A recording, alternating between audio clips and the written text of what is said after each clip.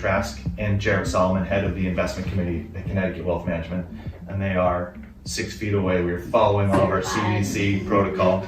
But as heads of the investment committee here at Connecticut Wealth Management, the election is looming right down the road. Are you considering making changes to portfolios based on the upcoming election? We'll start us off, Jarrett. I think the short answer is no. No changes to the portfolio based solely on the elections. And really the reason for that is it turns out there's not a whole lot of correlation between who's in office and what the stock market does.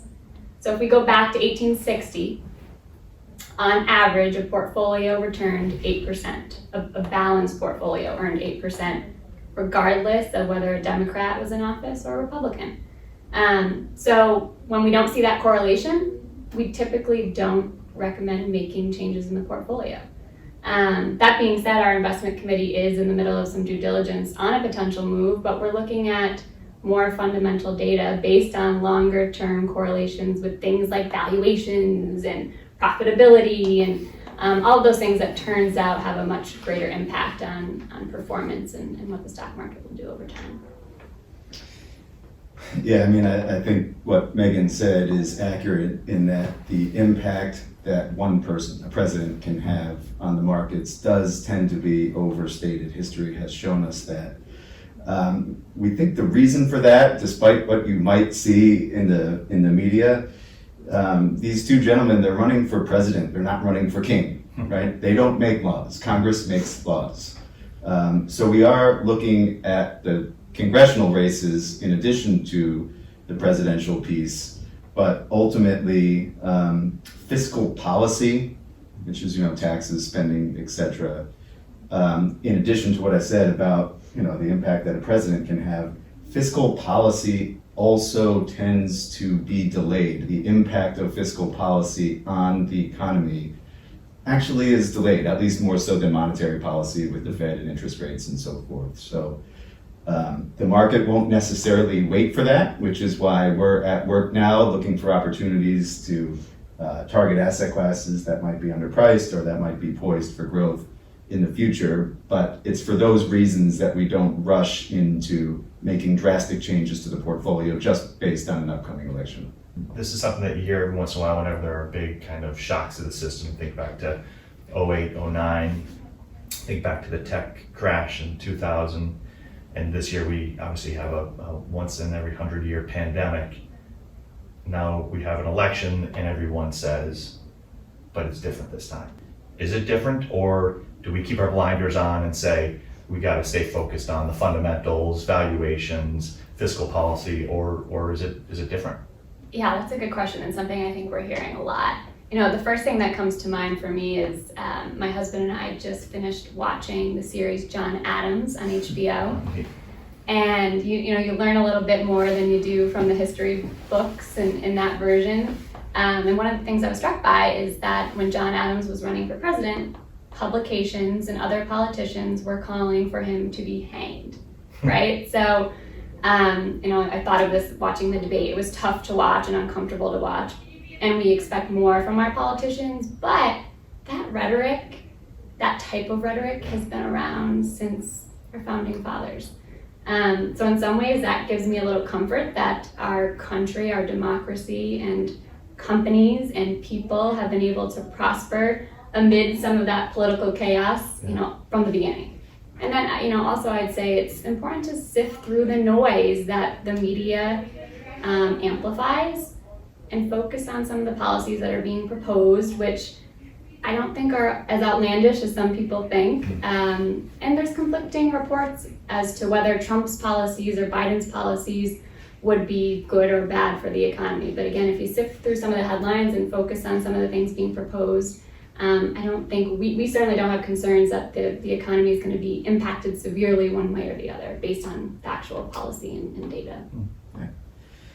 Yeah, I mean, if you're paying attention and you're proactive, like we like to think we are at the investment committee, there will be opportunities that present themselves. And again, the market won't wait for the actual policy to come to fruition or for the impact of that policy to come to fruition.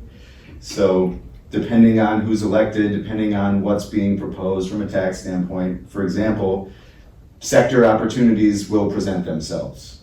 Right? That's something we'll be paying a lot of attention to in the investment committee, whether it's possibly healthcare, if it's Republican-controlled White House or Congress, maybe it's infrastructure on the Democratic side. But in either case, there will be sectors, asset classes that will have more or less opportunity based on whatever policies are being brought forth by our politicians. Municipal bonds, that's another one.